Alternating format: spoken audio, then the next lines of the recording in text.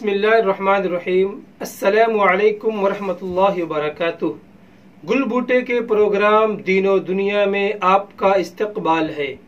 آج کا عنوان ہے طلاق کے فائدے اور نقصانات، جسے پیش کر رہے ہیں آل انڈیا مسلم پرسنل لا بورڈ کے رکن قاضی مفتی محمد فیاض عالم قاسمی۔ بسم اللہ الرحمن الرحیم، نحمده ونصلی علی رسولہ الکریم، اما بعد۔ محترم ناظرین کرام، نکاح دو مرد عورت کے درمیان رشتہ جوڑنے کا نام ہے اور طلاق اس رشتے کو ختم کرنے کا نام ہے۔ نکاح اللہ تبارک تعالیٰ کی طرف سے ایک حکم ہے، تو طلاق بھی شریعت ہی کا حکم ہے۔ جس طرح نکاح کے بہت سارے مقاصد اور فائدے ہوتے ہیں، اسی طرح طلاق کے بھی بہت سارے مقاصد و اغراض اور فائدے ہوتے ہیں۔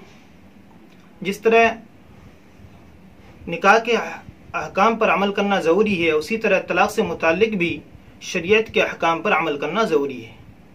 تو آئیے دیکھتے ہیں کہ طلاق کے کتنے فائدے ہیں اور اس کے کتنے نقصانات ہیں۔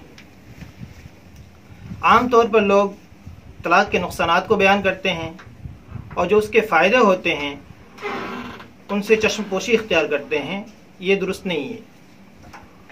قرآن و سنت کی روح سے طلاق کے بہت سارے فائدے بھی ہیں۔ طلاق کا سب سے بڑا فائدہ یہ ہے کہ بعض دفعہ طلاق دینا مستحب ہوتا ہے اور بعض دفعہ طلاق دینا واجب بھی ہوتا ہے۔ پس اگر کوئی آدمی اس بنیاد پر اپنی بیوی کو طلاق دے دیتا ہے تو اس کو ثواب ملے گا، اس کا گناہ نہیں ہوگا۔ جیسا کہ پہلی ویڈیو میں بتایا گیا تھا کہ بعض دفعہ طلاق دینا مستحب ہوتا ہے، بعض دفعہ واجب ہوتا ہے اور بعض دفعہ حرام بھی ہوتا ہے۔ بس اگر کسی نے مستحب اور واجب پر عمل کیا تو اس کو ثواب ملے گا، اور اگر اس نے عمل نہیں کیا تو اس کا گناہ ہوگا۔ ظاہر سی بات ہے کہ گناہ انسان کی آخرت کو برباد کر دیتا ہے۔ طلاق کے ذریعے اگر رشتہ نکاح ختم کر لیا جائے تو اس سے دونوں میاں بیوی پرسکون زندگی گزارتے ہیں۔ اس کے بجائے اگر رشتے کو ختم نہ کیا جائے تو دونوں میاں بیوی کے جھگڑے کا اثر ان دونوں کی ذات پر پڑتا ہے، دونوں ذہنی تناؤ میں رہتے ہیں، روز روز کے جھگڑے کی وجہ سے دونوں ڈپریشن میں مبتلا ہو جاتے ہیں، اور اس کا اثر ان کی لائف سٹائل پر پڑتا ہے۔ وہ محنت اور لگن سے کام نہیں کر پاتے ہیں اور نتیجے کے طور پر ان کی نوکری چھوٹ جاتی ہے۔ اور اسی طرح بعض دفعہ اس ٹینشن کی وجہ سے بلڈ پریشر، شوگر اور اس طرح ذہنی بیماریوں میں دونوں مبتلا ہو جاتے ہیں۔ ہمارے پاس بہت سارے ایسے معاملات آئے کہ شوہر یہ کہتا ہے کہ ٹینشن کی وجہ سے میں شراب اور نشے کا عادی بن گیا، اور صرف شراب اور نشے کے عادی بن جانے کی وجہ سے وہ پہلے جو اپنی بیوی پر ظلم کرتا تھا اس سے کہیں زیادہ ظلم کرنے لگا۔ ظاہر سی بات ہے کہ جب آدمی شراب کا عادی بن جاتا ہے تو اس کی عقل کمزور پڑ جاتی ہے، وہ صحیح سے کوئی کام نہیں کر پاتا ہے اور اس کا برا اثر اس کی زندگی پر پڑتا ہے، اور صرف اس وجہ سے بھی وہ اپنی بیوی پر زیادہ ظلم کرنے لگتا ہے۔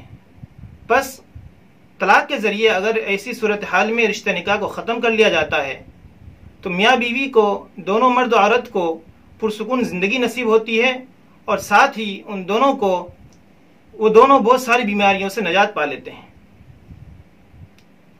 میاں بیوی سے اگر بچے ہوتے ہیں تو ان کے جھگڑے کا اثر ان بچوں پر بھی پڑتا ہے، اس وجہ سے ان کی تعلیم و تربیت متاثر ہوتی ہے، اور بچے بھی غیر شعوری طور پر لعن طعن کرنا، گالم گلوچ کرنا، جھگڑا اور لڑائی کرنا سیکھتے ہیں۔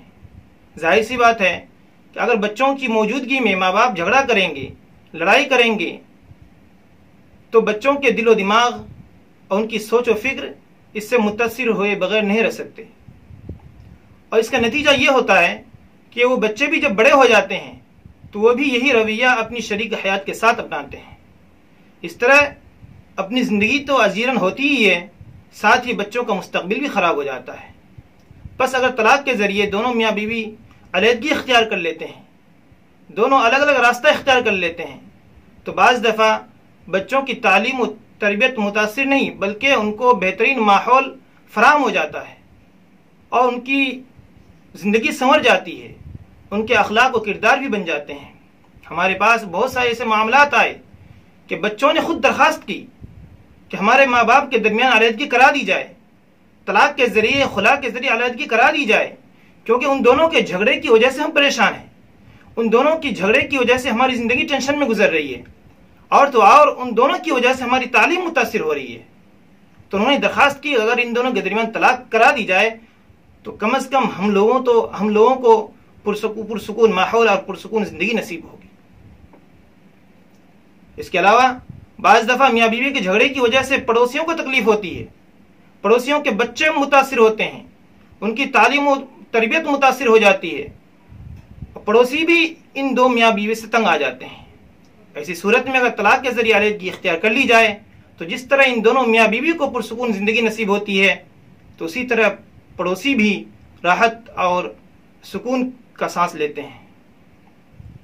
اس کے علاوہ طلاق کے بہت سارے نقصانات بھی ہیں۔ مثال کے طور پر طلاق کے ذریعے ایک مقدس رشتہ ٹوٹ جاتا ہے۔